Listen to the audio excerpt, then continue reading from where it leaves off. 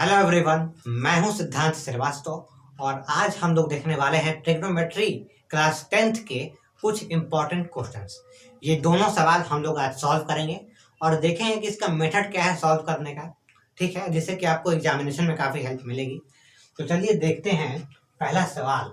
The value of tan square theta minus sec square theta divided by cot square theta minus cosec square theta is what.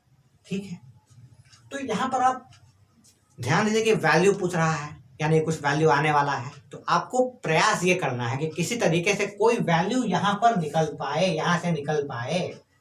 तो आपको याद होगा एक formula, sec square theta minus tan square theta is equal to 1।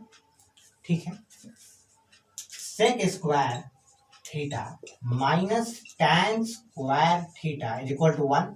यानी कि आप सेक square theta को आप लिख सकते हैं 1 प्लस tan स्क्वायर थीटा। ठीक है, इसके अलावा आपको यह भी पता होगा कि एक फॉर्मूला होता है cosec square theta minus cot square theta is equal to 1। ठीक है, आपको यह भी पता है, तो उसको भी लिख के देखते हैं। Cosec square theta minus cot square theta is equal to 1। तो cosec square theta is equal to 1 plus cot square theta. इस बात को आप मानते हैं, इन दोनों बात को, कि आप इनके जगह पर आप इसको लिख सकते हैं। तो चलिए लिख के देखते हैं कि क्या कोई वैल्यू निकल रहा है।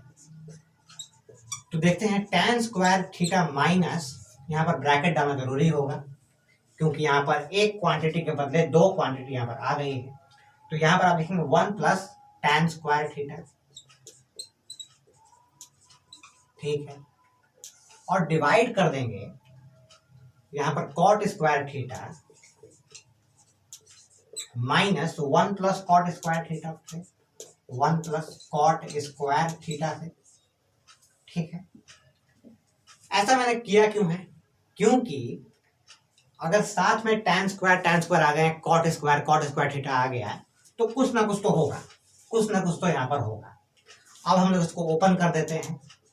ठीक, tan स्क्वायर थीटा ये हो जाएगा -1 और ये हो जाएगा माइनस tan स्क्वायर थीटा।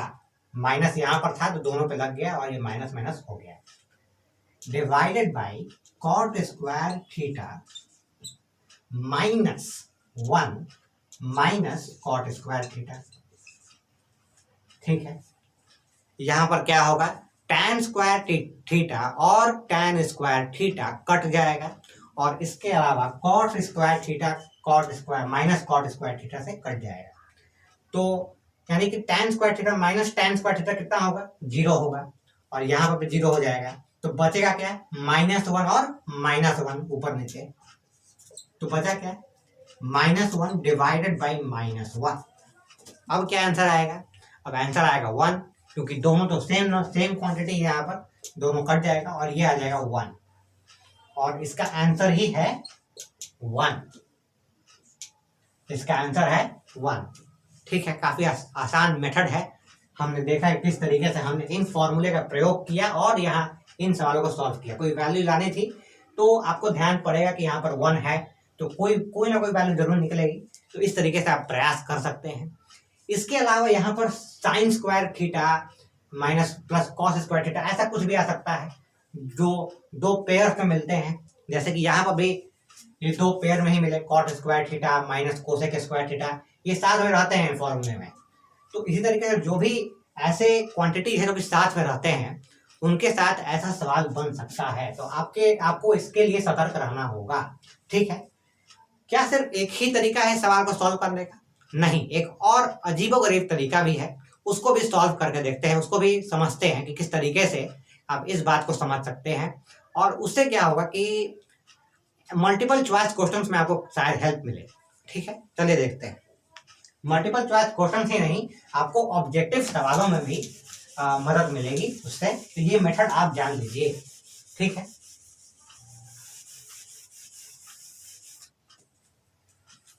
मैं आपसे पूछता हूं कि 3 - 5 और 5 माइनस 3, ये कितना आएगा -2, ये कितना आएगा 2। 4 माइनस 6 -2 आएगा, 6 माइनस 4 2 आएगा, या फिर यहाँ पर कोई भी नंबर आए, जैसे कि मान लीजिए कि 7 माइनस 4 3 आएगा, 4 माइनस 7 -3 आएगा।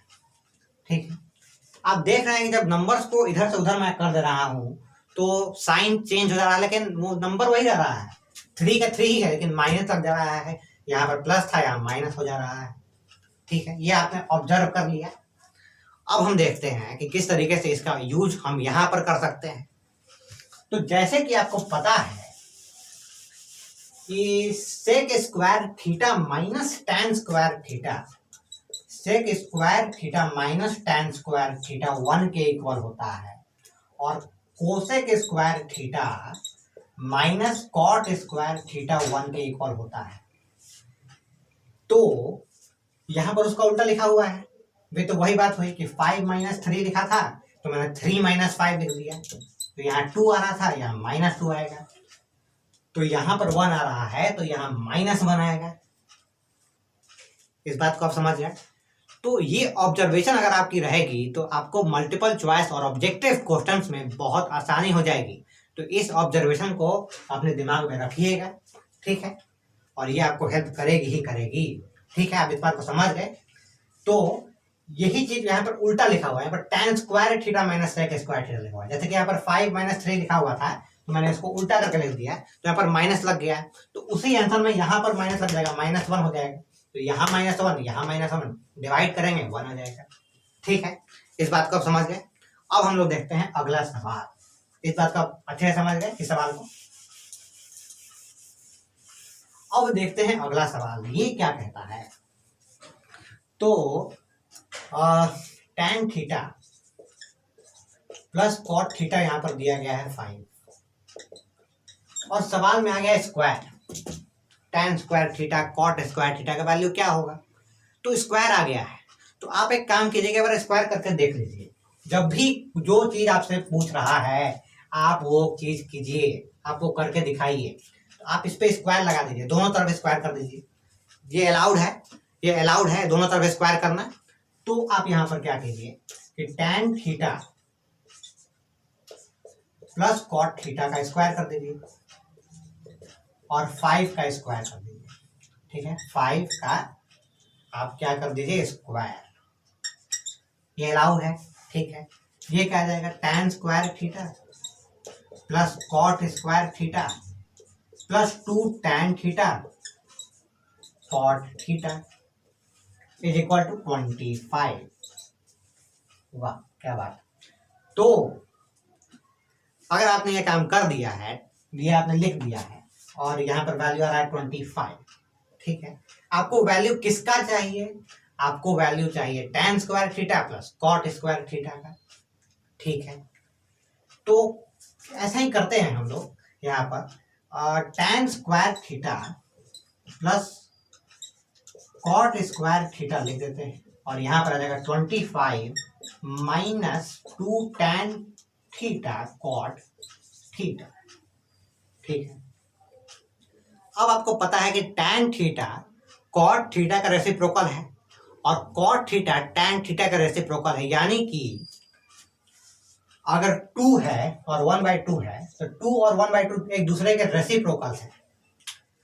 तो अगर आप इन दोनों को मल्टीप्लाई करें तो क्या होगा 1 आ जाएगा। वही इनके साथ भी हाल है, tan थीटा और कॉट थीटा के साथ भी यही हाल है।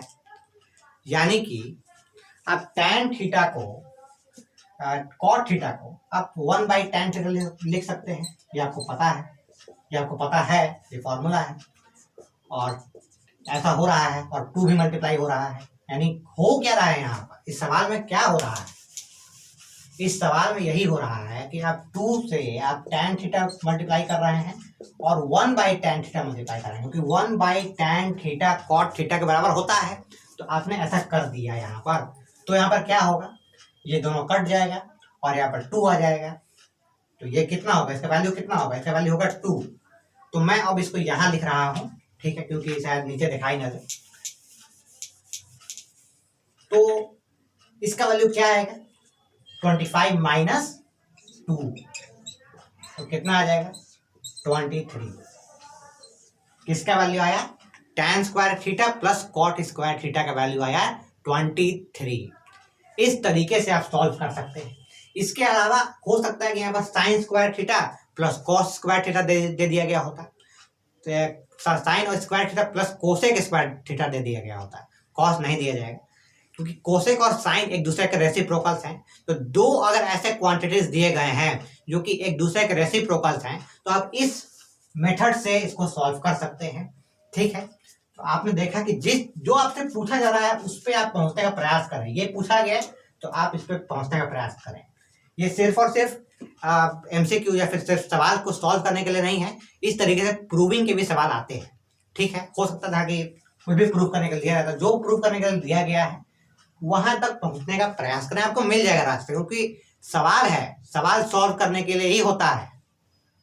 ऐसा नहीं होता है कि मतलब कि आप ऐसा ही सवाल दे दिए हैं, उसका सवाल आंसर निकलने वाला है ही नहीं, फिर वो सवाल किस चीज का। आप वहां पहुंचने का प्रयास कीजिए, आपको खुद दिखाई देगा रास्ता। आप बस पहुंचने का प्रयास कीजिए, वहां पर आपको रास्ता खुद पता चल जाएगा कि कहाँ क्या करना है, कैसे करना है। क्योंकि सवाल बनाने वाला उसका जवाब देना चाहता है कि लोग इसका आंसर निकालें। ठीक है, सवाल होता ही आंसर देने के लिए है, चाहे वो कितना भी कड़ा सवाल हो। ठीक है, तो चलिए आप इस बात को समझ गए कि किस तरीके से मैंने इसको सॉल्व किया है। दोनों सवाल आपने देख लिए और यह वो काफ़ी हेल्प करेगा, मुझे उम्मीद है। ठीक है, फिर चलते हैं। अगर आपको कोई भी परेशानी हो किसी भी सब्जेक्ट में, साइंस में, मैथ में, इंग्लिश में, किसी भी सब्जेक्ट में, तो आप कमेंट बॉक्स में लिख सकते हैं, मैं उसका समाधान निकालने का प्रयास करूंगा। और चलिए बने रहिए। Thank you for watching this video. Goodbye and take care.